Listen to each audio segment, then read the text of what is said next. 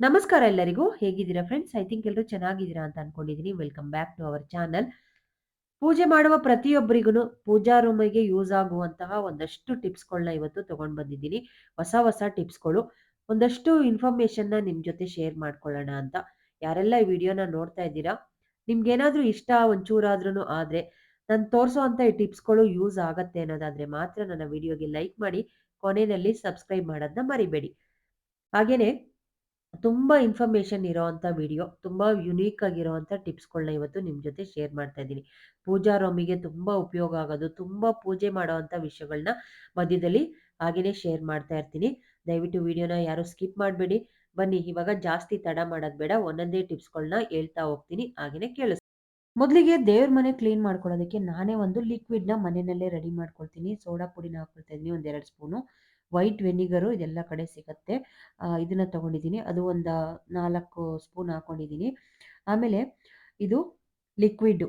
ಇದು Surf Excel ಲಿಕ್ವಿಡ್‌ನ ಹಾಕೊಳ್ತಾ ಇದ್ದೀನಿ. ಜಿಡ್ಡೆಲ್ಲ ಹೋಗ್ಬೇಕಲ್ವಾ ಅದಕ್ಕೋಸ್ಕರ ವಿಮ್ ಜೆಲ್‌ನ ಹಾಕೊಳ್ತಾ ಇದ್ದೀನಿ. ಇದನ್ನ ಹಾಕಿ ಸ್ವಲ್ಪ ನೀರು ಹಾಕಿ ಚೆನ್ನಾಗಿ ಮಿಕ್ಸ್ ಮಾಡ್ಕೊಳ್ಳೋಣ. ಇದು ಮಿಕ್ಸ್ ಮಾಡಿ ಇಟ್ಕೊಂಡ್ರೆ ನಾವು ಅಡುಗೆ ಮನೆ ಕ್ಲೀನ್ ಮಾಡ್ಕೊಳ್ಳೋದಕ್ಕೆ, ಸ್ಲ್ಯಾಬ್ ಎಲ್ಲ ಕ್ಲೀನ್ ಮಾಡ್ಕೊಳ್ಳೋದಕ್ಕೆ, ಪೂಜಾ ರೂಮ್ ಕ್ಲೀನ್ ಮಾಡ್ಕೊಳ್ಳೋದಕ್ಕೆ ಎಲ್ಲ ಕಡೆನೂ ಯೂಸ್ ಮಾಡ್ಕೊಳ್ಬೋದು. ಈ ಥರ ಒಂದು ಕೋಲಿನ್ ಬಾಟಲ್ ಖಾಲಿದಿತ್ತು ಸ್ಪ್ರೇ ಇರೋದ್ರಿಂದ ನಾನು ಈ ಥರದ ಬಾಟಲ್ಗಳೆಲ್ಲ ಎಸೆಯೋದಕ್ಕೆ ಹೋಗಲ್ಲ. ಆರಾಮಾಗಿ ಇಟ್ಕೊಂಡಿರ್ತೀನಿ. ನಮಗೆ ಸ್ಪ್ರೇ ಮಾಡಿಕೊಂಡು ನೋಡಿ ಜಸ್ಟ್ ಆ ಸ್ಲ್ಯಾಬ್‌ನ ಒರೆಸ್ಬಿಟ್ಟು ತೋರಿಸ್ತೀನಿ. ಎಷ್ಟು ಚೆನ್ನಾಗಿ ಕ್ಲೀನ್ ಆಗುತ್ತೆ ಅಂದರೆ ದೇವ್ರ ಮನೇಲಿ ಸಾಮಾನ್ಯವಾಗಿ ದೀಪ ಎಲ್ಲ ಹಚ್ಚುತ್ತೀವಲ್ವಾ ಅವಾಗ ಇದು ತುಂಬಾನೇ ಯೂಸ್ ಆಗುತ್ತೆ. ಕಪ್ಪಗಾಗಿರುತ್ತೆ, ಮಸಿ ಎಲ್ಲ ಆಗಿರುತ್ತೆ. ಆಮೇಲೆ ದೀಪ ಹಚ್ಚಿದಾಗ ಕೆಳಗಡೆ ಎಣ್ಣೆ ಎಲ್ಲ ಅಣಗ್ಸಿರ್ತೀವಿ. ಆ ಸ್ಲ್ಯಾಬ್ ಎಲ್ಲ ಒರೆಸ್ಕೊಳ್ಳೋದಕ್ಕೆ ತುಂಬಾ ಮತ್ತೆ ನೆಲ ಕೂಡಾನು ನಾನು ಇದನ್ನೇ ಸ್ಪ್ರೇ ಮಾಡ್ಕೊಂಡು ಒರೆಸ್ಕೊಳ್ತೀನಿ. ಸೊ ಎಷ್ಟು ಗಲೀಜಿದೆ ನೋಡಿ ನಾನು ಒರೆಸಿ ತೋರಿಸ್ತಾ ಇದ್ದೀನಿ. ಸೊ ಹಾಗಾಗಿ ಇದು ಕ್ಲೀನ್ ಮಾಡ್ಕೊಳ್ಳೋದಕ್ಕೆ ಬೆಸ್ಟ್ ಲಿಕ್ವಿಡ್ಡು. ಇದು ಮನೆಯಲ್ಲೇ ಮಾಡ್ಕೊಳ್ಳೋ ಅಂಥದ್ದು. ನಾನೇ ಇದನ್ನ ಮಾಡಿ ರೆಡಿ ಮಾಡಿ ಇಟ್ಕೊಳ್ತೀನಿ. ದೇವ್ರ ಮನೇಲಿ ಈ ಸ್ಟೆಪ್ಸ್ ಮಾಡ್ಸಿರ್ತೀವಲ್ಲ, ಅದ್ರ ಮೇಲೆ ಫೋಟೋಸು, ವಿಗ್ರಹಗಳೆಲ್ಲ ಇಟ್ಕೊಳ್ತೀವಲ್ಲ, ದೇವ್ರ ಮನೇಲಿ ಯಾವಾಗ್ಲೂನು ಅಷ್ಟೇ ಫೋಟೋಸ್‌ನ ನಾವು ಸ್ಟೆಪ್ ಮೇಲೆ ಬರೀ ಸ್ಟೆಪ್ ಮೇಲೆ ಇಡಬಾರ್ದಂತೆ. ಅದಕ್ಕೆ ಒಂದು ಬಟ್ಟೆ ಅಥವಾ ಏನಾದ್ರೂ ಒಂದು ಈ ಥರ ಕ್ಲಾತ್ ಮೇಲೆ ಇಟ್ರೆ ತುಂಬಾನೇ ಒಳ್ಳೇದಂತೆ. ಸೊ ಹಾಗಾಗಿ ಈ ಬ್ಲೌಸ್ ಪೀಸ್ ಎಲ್ಲ ತರ್ತೀವಲ್ವಾ, ಇಲ್ಲ ಯಾರಾದ್ರೂ ನಮ್ಗೆ ಗಿಫ್ಟ್ ಆಗಿ ಕೊಟ್ಟಿರ್ತಾರಲ್ವಾ, ಕುಂಕುಮಕ್ಕೆ ಹೋದಾಗ ಅದನ್ನ ಒಂದ್ 2ನ್ನ ಈ ತರ ನಾನು ನೀಟಾಗಿ ಕಟ್ ಮಾಡ್ಕೊಂಡು ಸೈಡಲ್ಲಿ ಕಂಠನ ಸ್ಟಿಚ್ ಮಾಡ್ಕೊಂಡು ಇಟ್ಕೊಂಡಿದ್ದೀನಿ. ಸೊ ಈ ತರ ನನ್ನ ಫೋಟೋ ಈ ತರ ಲೆಂಥಿ ಆಗಿರೋದ್ರಿಂದ ಅದಕ್ಕೆ ಕರೆಕ್ಟಾಗಿ ಫೋಲ್ಡ್ ಮಾಡಿ ಇವಾಗ ನೋಡಿ ಇಟ್ಕೊಳ್ತಾ ಇದ್ದೀನಿ. ಈ ತರ ಇಡೋದ್ರಿಂದ ತುಂಬಾನೇ ಒಳ್ಳೇದು. ಹಾಗಾಗಿ ನಾನು ಒಂದ್ 2 ಈ ತರ ಮಾಡಿ ಇಟ್ಕೊಂಡ್ಬಿಟ್ರೆ ಒಂದು ಗಲೀಜಾದಾಗ ನೆಕ್ಸ್ಟ್ ಟೈಮ್ ತೊಳೆದು ಕ್ಲೀನ್ ಮಾಡ್ಕೊಳ್ಳುವಾಗ ಇನ್ನೊಂದನ್ನ ಹಾಸ್ಕೊಳ್ಬೋದು. ಸೊ ಹಾಗಾಗಿ ಆ ಫೋಟೋಗೆ ಮಾತ್ರ ಕರೆಕ್ಟಾಗಿ ಆಗೋ ತರ ಇದು 1 ಮೀಟ್ರು ಬ್ಲೌಸ್ ಪೀಸ್ ಅಲ್ವಾ, ಸೊ ಹಾಗಾಗಿ ಕರೆಕ್ಟಾಗಿ ಆಗ್ತಾ ಇದೆ. ಫೋಲ್ಡ್ ಮಾಡಿ ಇಟ್ಕೊಂಡಿದ್ದಾದ್ಮೇಲೆ ಮುಂದೆಗಡೆ ಕಳಸ ಇಡೋದಕ್ಕೆ ಅಂತ ಒಂದು ಪೀಠನ ಇಟ್ಕೊಂಡಿದ್ದೀನಿ. ಆ ಪೀಠನು ಕರೆಕ್ಟಾಗಿ ಅದ್ರ ಮೇಲೇನೆ ಕೂತ್ಕೊಳ್ತಾ ಇದೆ. ಬರೀ ನೆಲದಲ್ಲಿ ಇಡಬಾರ್ದಂತೆ. ಸೊ ಹಾಗಾಗಿ ಇದೊಂದು ಟಿಪ್‌ನ ಫಾಲೋ ಮಾಡಿ ನಿಮ್ಗೆ ಯಾವ ಕಲರ್ ಬೇಕೋ ಅದನ್ನ ಇಟ್ಕೊಳ್ಳಿ. ನಾನಿಲ್ಲಿ ಗ್ರೀನ್ ಕಲರ್ ಬ್ಲೌಸ್ ಪೀಸ್‌ನ ಇಟ್ಕೊಂಡಿದ್ದೀನಿ. ಸಾಮಾನ್ಯವಾಗಿ ದೇವ್ರ ಫೋಟೋಗಳನ್ನ ಕ್ಲೀನ್ ಮಾಡ್ಕೊಳ್ಳೋದಕ್ಕೆ ನಾವು ಎಷ್ಟೇ ಕ್ಲೀನ್ ಮಾಡಿದ್ರೂ ಕೆಲವೊಮ್ಮೆ ಅದು ಡಲ್ ಅಂತ ಅನ್ನಿಸ್ತಾ ಇರುತ್ತೆ. ಅಲ್ಲೇನೇ ಚುಕ್ಕಿ ಚುಕ್ಕಿ ಥರ ಆಗಿರುತ್ತೆ. ಅಂಥ ಟೈಮಲ್ಲಿ ಇದೊಂದು ಟಿಪ್‌ನ ಫಾಲೋ ಮಾಡಿ. ನಾನಿಲ್ಲಿ ವಿಭೂತಿನ ತಗೊಂಡಿದ್ದೀನಿ. ವಿಭೂತಿ ಸ್ವಲ್ಪ ಕಟ್ಟಾದ್ರೂ ಅದನ್ನ ಪೂಜೆ ಮಾಡಬಾರ್ದು ಒಡೆದೋದ್ರೆ. ಅದನ್ನೆಲ್ಲ ನಾನು ಈ ಥರ ಪುಡಿನ ಎತ್ತಿಟ್ಕೊಂಡಿರ್ತೀನಿ ಒಂದು ಬಟ್ಲಲ್ಲಿ ಹಾಕಿ. ಈಗ ಸ್ವಲ್ಪ ವಿಭೂತಿನ ಎಲ್ಲ ಕಡೆ ಸ್ಪ್ರೆಡ್ ಮಾಡಿಕೊಂಡು ಒಂದು ಟಿಶ್ಯೂ ಪೇಪರ್ ತಗೊಂಡು ಈ ಥರ ಸ್ವಲ್ಪ ನೀಟಾಗಿ ಈ ಥರ ಒರೆಸ್ಕೊಳ್ಬೇಕು. ಈ ಥರ ವಿಭೂತಿನಲ್ಲಿ ಮಾಡೋದ್ರಿಂದ ಒಂದು ಚುಕ್ಕಿನೂ ಇರಲ್ಲ. ಎಷ್ಟು ಫ್ರೆಶ್ ಆಗಿ ಡಲ್ ಆಗಿರೋದಿಲ್ಲ. ಫೋಟೋ ತುಂಬಾ ಶೈನಿಂಗ್ ಆಗಿ ಹೊಳೆಯುತ್ತೆ. ಅದರಲ್ಲಿ ಒರೆಸಿದ್ದಾದ್ಮೇಲೆ ಒಂದು ಒದ್ದೆ ಬಟ್ಟೆನ ಮಾಮೂಲಿ ದೇವ್ರ ಫೋಟೋ ಒರೆಸೋದಕ್ಕೆ ಇಟ್ಕೊಂಡಿರ್ತೀವಲ್ಲ, ಆ ಒದ್ದೆ ಬಟ್ಟೆನ ನೀರಲ್ಲಿ ನೆನೆಸ್ಕೊಂಡು ಈ ಥರ ಒರೆಸ್ಕೊಂಡು ನೋಡಿ ಎಷ್ಟು ಫಳಫಳ ಅಂತ ಹೊಳೆಯುತ್ತೆ ಗೊತ್ತಾ? ನಿಜವಾಗ್ಲೂನು ತುಂಬಾ ಚೆನ್ನಾಗಿ ಕ್ಲೀನ್ ಆಗುತ್ತೆ. ಯಾವುದೇ ದೇವ್ರ ಫೋಟೋ ಆದ್ರೂನು ನೀವು ಕ್ಲೀನ್ ಮಾಡ್ಕೊಳ್ಳೋದಕ್ಕೆ ತುಂಬಾ ಈಸಿ ಆಗುತ್ತೆ. ನಾನಿಲ್ಲಿ ಇದು ರಾಯರ್ ಫೋಟೋನ ಕ್ಲೀನ್ ಮಾಡಿ ತೋರಿಸ್ತಾ ಇದ್ದೀನಿ ನೋಡಿ. ಫೋಟೋ ಒರೆಸಿದ್ದಾದ್ಮೇಲೆ ಬಟ್ಟಿಡ್ಬೇಕಲ್ವಾ? ಈ ಬಟ್ಟಿಡೋದಕ್ಕೆ ನಾನಿಲ್ಲಿ ಒಂದು ಸ್ವಲ್ಪ ಗಂಧನ ಹಾಕೊಳ್ತಾ ಇದ್ದೀನಿ. ಈ ಗಂಧ, ಒಂದು ಚಿಟಿಕೆಯಷ್ಟು ಅರಿಶಿಣನ ರೋಸ್ ವಾಟರಲ್ಲಾದ್ರೂ ಕಲಸ್ಬೋದು. ಇಲ್ಲ ಅಂದ್ರೆ ಹಾಲು ಹಾಕಿ ಕಲಸೋದ್ರಿಂದ ತುಂಬಾ ಚೆನ್ನಾಗಿ ಕಲರ್ ಬರುತ್ತೆ. ಹಾಗೆ ತುಂಬಾ ಒಳ್ಳೇದು ಕೂಡ. ಸೊ ಹಾಗಾಗಿ ನೀಟಾಗಿ ಇದನ್ನ ಮಿಕ್ಸ್ ಮಾಡ್ಕೊಳ್ತಾ ಇದ್ದೀನಿ. ಇದನ್ನ ಸ್ವಲ್ಪ ನಾವಿವಾಗ ಇದನ್ನೆಲ್ಲ ಕೈಯಲ್ಲೂ ಇಡ್ಬೋದು. ಆದ್ರೆ ಕೈಯಲ್ಲಿಟ್ರೆ ನೀಟಾಗಿ ಬಟ್ಟು ಅದು ರೌಂಡ್ ಶೇಪಲ್ಲಿ ಬರಲ್ಲ ಅನ್ನೋರು, ಈ ಥರ ಕಿವಿಗೆ ಹಾಕೋ ಬಡ್ಸ್ ಬರುತ್ತಲ್ವಾ? ಆ ಬಡ್ಸ್‌ನ ತಗೊಳ್ಳಿ. ಗಟ್ಟಿಯಾಗಿ ಗಂಧನ ಕಲಸ್ಕೊಂಡು ಇಕ್ಕೋದ್ರಿಂದ ತುಂಬಾ ಚೆನ್ನಾಗಿ ಕಲರ್ ಕೂಡ ಕಾಣುತ್ತೆ. ನೀಟಾಗೂ ಕೂಡ ಇಡ್ಬೋದು ನೋಡಿ. ಎಷ್ಟು ರೌಂಡ್ ಶೇಪಲ್ಲೇನೆ ಯಾವ ಶೇಪ್‌ಗೆ ಬೇಕಾದ್ರೂನು ಇಟ್ಕೊಳ್ಬೋದು. ನಾನಿಲ್ಲಿ ರೌಂಡ್ ಶೇಪಲ್ಲಿ ರಾಯರಿಗೆ ಇಡ್ತಾ ಇದ್ದೀನಿ. ರಾಯರಿಗೆ ಯಾವುದೇ ಕಾರಣಕ್ಕೂ ಕುಂಕುಮವನ್ನ ಇಡಬಾರ್ದು. ಗಂಧವನ್ನ ಇಡಬೇಕು. ಸೊ, ಹಾಗಾಗಿ ಗಂಧ ಮತ್ತೆ ಅರಿಶಿಣವನ್ನ ಸ್ವಲ್ಪ ಮಿಕ್ಸ್ ಮಾಡಿ ಇಡೋದ್ರಿಂದ ಕಲರ್ ಚೆನ್ನಾಗ್ ಬರುತ್ತೆ. ಆಮೇಲೆ ನೀವು ನೋಡಿ 15 ದಿನ ಆದ್ರೂನು ಅದು ಗಂಧ ಬಿದೋಗೋದಿಲ್ಲ. ಕೆಲವು ಸತಿ ಗಂಧ ಇಟ್ಟಾಗ ಅದು ಒಂದು 2 ದಿನಕ್ಕೆ ಬಿದೋಗುತ್ತಲ್ವಾ? ಆ ಥರ ಅಲ್ಲ. ಇದು ಹಾಲ್ ಹಾಕಿ ಕಲ್ಸಿರೋದ್ರಿಂದ ಗಟ್ಟಿಯಾಗಿ ಇಟ್ಕೊಂಡಿರುತ್ತೆ. ಇವಾಗಂತೂ ಹೊರಗಡೆ ಎಲ್ಲದು ಕಲಬೆರಕೆ ಆಗೋಗಿದೆ. ಹಾಗಾಗಿ ತುಪ್ಪದ ಬತ್ತಿನ ಹೊರಗಡೆ ತಂದು ಹಚ್ಚೋದಕ್ಕೆ ನಂಗೆ ಅಷ್ಟೊಂದು ಇಷ್ಟ ಇಲ್ಲ. ಸೊ ಅದು ಯಾವ್ದ್ರಲ್ಲಿ ಮಾಡಿರ್ತಾರೋ, ಏನೇನೆಲ್ಲ ಯೂಸ್ ಮಾಡಿರ್ತಾರೋ, ದೇವರಿಗೆ ನಾವು ಹಚ್ಚುವಾಗ ನೆಮ್ಮದಿಯಾಗಿ ಚೆನ್ನಾಗಿರೋ ಬತ್ತಿನ ಹಚ್ಬೇಕು ಅಂತ ತುಪ್ಪದ ಬತ್ತಿಗೆ ನಾನೇನೆ ನಂದಿನಿ ತುಪ್ಪನ ತಂದು ಇವಾಗ ಮೆಲ್ಟ್ ಆಗೋದಕ್ಕೆ ಇಟ್ಟಿದ್ದೀನಿ ಒಂದು ಪಾತ್ರೆನಲ್ಲಿ. ಇದು ಕಾಯಿಸುವಾಗ ಒಂದು 3 ಕರ್ಪೂರನ ಹಾಕ್ಕೊಳ್ತಾ ಇದ್ದೀನಿ. ಒಂದೆರಡು ತುಳಸಿ ದಳ, ಒಂಚೂರು ಜವೇದ್ ಪೌಡರ್‌ನ ಹಾಕ್ಕೊಳ್ತಾ ಇದ್ದೀನಿ. ಜವೇದ್ ಪೌಡರು ಮತ್ತೆ ತುಳಸಿ ದಳ ಹಾಕೋದ್ರಿಂದ ಅರೋಮಾ ತುಂಬಾ ಚೆನ್ನಾಗಿ ಬರುತ್ತೆ. ಸೊ ಒಂಥರ ದೇವಸ್ಥಾನದಲ್ಲಿ ಇದೀವೇನೋ ಅನ್ನೋ ಥರ ಫೀಲ್ ಆಗುತ್ತೆ. ಕರ್ಪೂರ ಹಾಕೋದ್ರಿಂದ ಬತ್ತಿ ಚೆನ್ನಾಗಿ ಉರಿಯುತ್ತೆ. ಅರ್ಧದಲ್ಲೇ ಕಟ್ಟಾಗಿ ಉರಿಯೋದನ್ನ ನಿಲ್ಸೋದಿಲ್ಲ. ಸೊ ಕೆಲವೊಂದ್ ಕಡೆ ನಾವು ಹೊರಗಡೆಯಿಂದ ತಂದಿರೋ ಬತ್ತಿ ನೋಡಿ ಅರ್ಧದಲ್ಲೇ ಆಫ್ ಆಗ್ಬಿಡತ್ತಲ್ವಾ? ಬತ್ತಿ ಉರಿತಾನೆ ಹಾಗೇನೆ. ಸೊ ಅದಕ್ಕೋಸ್ಕರ ನಾನು ಮನೇಲೇನೆ ಈ ಥರ ರೆಡಿ ಮಾಡ್ಕೊಳ್ತೀನಿ. ಈಗ ಅದು ಮೆಲ್ಟ್ ಆಗೋದ್ರೊಳಗೆ ಒಂದು ಬಾಕ್ಸಿಗೆ ತುಪ್ಪದ್ದು ಬತ್ತಿನ ತಗೊಂಡಿದ್ದೀನಿ. ಆ ಬತ್ತಿನ ಎಲ್ಲ ಕಡೆ ಸ್ಪ್ರೆಡ್ ಮಾಡ್ಕೊಳ್ತಾ ಇದ್ದೀನಿ. ಮಾಡಿದ್ದಾದ್ಮೇಲೆ ನೋಡಿ ಈ ಥರ ನಿಧಾನವಾಗಿ ಎಲ್ಲ ಕಡೆ ಸ್ಪ್ರೆಡ್ ಆಗೋ ಥರ ಸ್ವಲ್ಪ ಬಿಸಿ ಇರುವಾಗ್ಲೇನೆ ಈ ಥರ ಹುಯ್ಕೊಳ್ಬೇಕು. ಆರಿದ ಮೇಲೆ ಹಾಕಿದ್ರೆ ಅದು ಎಲ್ಲ ಬತ್ತಿಗೂನು ಇಳ್ಕೊಳ್ಳೋದಿಲ್ಲ. ಸೊ ಹಾಗಾಗಿ ಇವಾಗ ಈ ಥರ ನೀಟಾಗಿ ಎಲ್ಲ ಕಡೆ ಹಾಕೋದ್ರಿಂದ ಚೆನ್ನಾಗಿ ಸ್ಪ್ರೆಡ್ ಆಗತ್ತೆ. ಬತ್ತಿ ತುಂಬ ಚೆನ್ನಾಗಿ ನೆಂದಿದ್ರೆ ಬೇಗ ಹತ್ಕೊಳ್ಳುತ್ತೆ ಮತ್ತೆ ಅರೋಮನು ತುಂಬ ಚೆನ್ನಾಗಿ ಬರುತ್ತೆ. ತುಂಬ ಹೊತ್ತು ದೇವ್ರ ಮುಂದೆ ಉರಿಯುತ್ತೆ. ಸೊ ಅದಕ್ಕೋಸ್ಕರ ಈ ಥರ ಒಂದು ಬಾಕ್ಸಲ್ಲಿ ಹಾಕಿ ಸಪ್ರೇಟಾಗಿ ಎತ್ತಿಟ್ಕೊಳ್ತೀನಿ. ಇವಾಗ ಸ್ಪೂನಲ್ಲಿ ಒಂದು ಸ್ವಲ್ಪ ಎಲ್ಲ ಕಡೆ ಸ್ಪ್ರೆಡ್ ಮಾಡ್ಕೊಳ್ಳೋಣ. ಮಾಡಿದಾದ್ಮೇಲೆ ಒಂದು ಸ್ಪೂನು ಅದರೊಳಗಡೆನೆ ಇಟ್ಟಿರ್ತೀನಿ. ನಾವು ಬೇಕು ಅಂದಾಗ ದೀಪ ಹಚ್ಚುವಾಗ ಆ ಸ್ಪೂನಲ್ಲಿ 2 ಬತ್ತಿನ ತಗೊಂಡು ಹಚ್ಚಿದ್ರಾಯ್ತು. ಬತ್ತಿನ ತೋರಿಸ್ತೀನಿ ನೋಡಿ ಎಷ್ಟು ಚೆನ್ನಾಗಿ ನೆಂದಿದೆ ಅಂತ.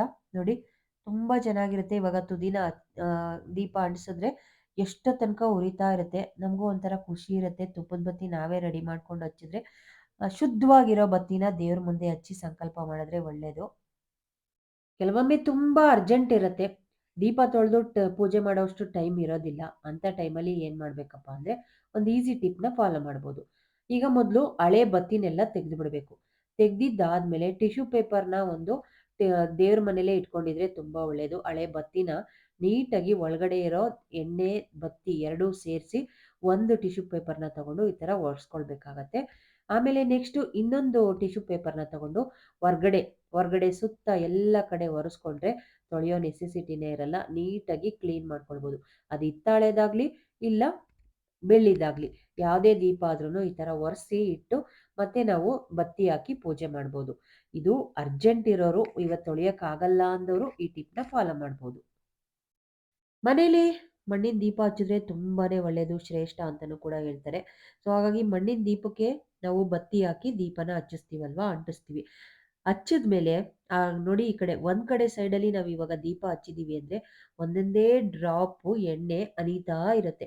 ನಾವು ಪ್ಲೇಟ್ ಒಳಗೆ ಇಲ್ಲಾಂದ್ರೆ ಪೇಪರ್ ಮೇಲೆ ಇಲ್ಲಾಂದ್ರೆ ಎಲೆ ಅಂತ ಕಡೆ ಎಲ್ಲಾದ್ರೂ ಇಟ್ಟಿದ್ರೂ ಅಷ್ಟೇ ಅದು ದೀಪ ಉರಿಯುವಾಗ ನಾವು ಬತ್ತಿನ ಒಂಚೂರು ಮುಂದೆ ಎಳ್ದಿರ್ತೀವಲ್ವಾ ಅಲ್ಲಿಂದ ಎಣ್ಣೆ ಒಂದೊಂದೇ ಡ್ರಾಪು ಬೀಳ್ತಾ ಇರುತ್ತೆ. ಅದು ಬೀಳಬಾರ್ದು ಅಂದ್ರೆ ಈ ತರ ಹೋಲ್ಡರ್ ಸಿಗತ್ತೆ. ದೀಪಕ್ಕೆ ಹಾಕೋದಕ್ಕೆ ಅಂತಾನೆ ಗ್ರಂಥಿಗೆ ಅಂಗಡಿಯಲ್ಲಿ ಈ ತರ ಒಂದು ₹10 ಇರ್ಬೋದೇನೋ ಇದು. ಈ ಹೋಲ್ಡರ್‌ನ ತಂದು ಇಟ್ಟು ನೀವು ದೀಪನ ಹಚ್ಚಿದಾಗ ನಿಧಾನವಾಗಿ ಉರಿಯುತ್ತೆ ಮತ್ತೆ ಎಣ್ಣೆ ಎಲ್ಲೂ ಚೆಲ್ಲೋದಿಲ್ಲ. ಎಷ್ಟು ಎಣ್ಣೆ ಇದೆಯೋ ಅಷ್ಟು ನಿಧಾನವಾಗಿ ತುಂಬಾ ಹೊತ್ತು ಉರಿಯುತ್ತೆ. ಇದೊಂದು ಟಿಪ್‌ನ ಫಾಲೋ ಮಾಡಿ. ಆಮೇಲೆ ಇದು ಬಿಚ್ಚೋಲೆ ಅಂತೀವಿ. ಆಮೇಲೆ ಇದಕ್ಕೆ ಇನ್ನೊಂದು ಹೆಸರು ನಮ್ಮ ಕಡೆ ಎಲ್ಲ ಅಮ್ನಾರಚ್ಚು ಅಂತ ಕರೀತಾರೆ.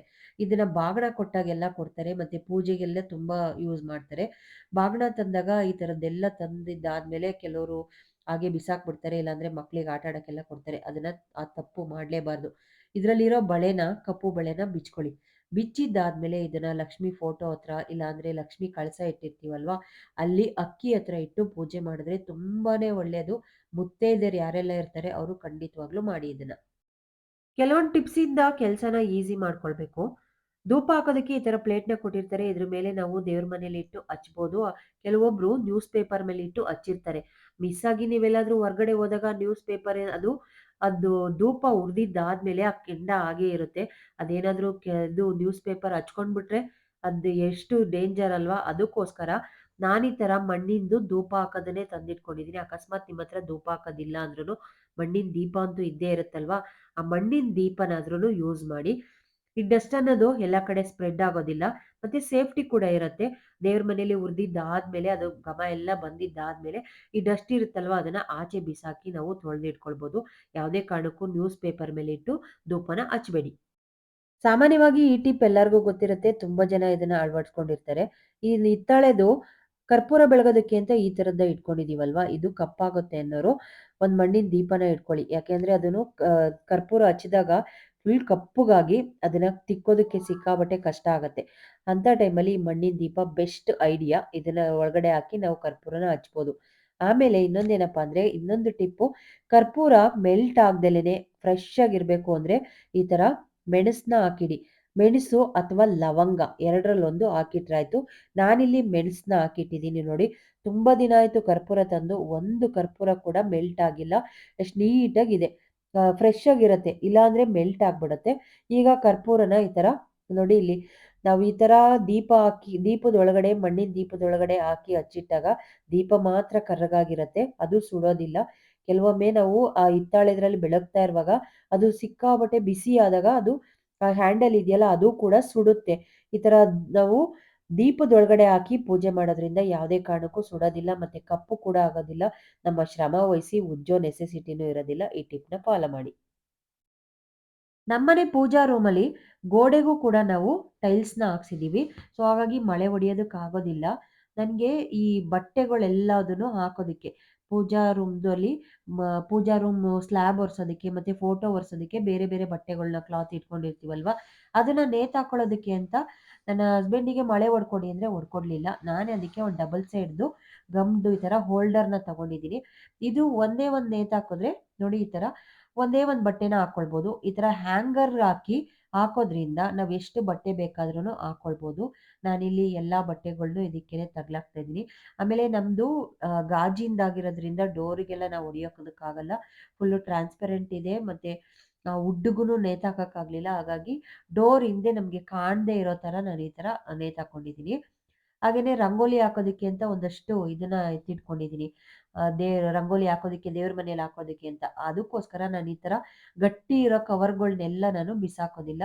ಅದಕ್ಕೆ ಹ್ಯಾಂಡಲ್ ಕೂಡ ತುಂಬಾ ಚೆನ್ನಾಗಿದೆ, ಕ್ಯೂಟ್ ಆಗಿರೋದ್ರಿಂದ ಎಲ್ಲಾ ರಂಗೋಲಿ ಹಾಕೋ ಇದನ್ನೆಲ್ಲದನ್ನು ಇದ್ರೊಳಗಡೆ ಇಟ್ಟು ಒಂದೇ ಕಡೆ ನೇತಾಕೋದ್ರಿಂದ ನಮ್ಗೆ ಈಸಿಯಾಗಿ ಸಿಗತ್ತೆ ದೇವ್ರ ಮನೇಲಿ. ಸೊ, ಹಾಗಾಗಿ ಇದನ್ನು ಕೂಡ ಅಲ್ಲಿಗೇನೆ ತೆಗ್ಲಾಕ್ತಾ ಇದೀನಿ. ನಮ್ಗೇನ್ ಬೇಕು ಬೇಡದೇ ಇರೋ ವಸ್ತುಗಳನ್ನೆಲ್ಲ ಇಲ್ಲಿ ನಾವು ಆರಾಮಾಗಿ ನೇತಾಕೊಳ್ಬೋದು. ಸೊ, ಅದಕ್ಕೋಸ್ಕರ ಅನ್ಕೊಂಡು ಇದೊಂದು ಐಡಿಯಾನ ಮಾಡ್ದೆ. ಓಕೆ, ಚೆನ್ನಾಗಿದೆ ಅಂತ ಅನ್ನಿಸ್ತು. ಸೊ, ಹಾಗಾಗಿ ಇಲ್ಲೇನೆ ತಗ್ಲಾಕಿದೀನಿ ನೋಡಿ. ಇಷ್ಟ ಆಯ್ತಾ?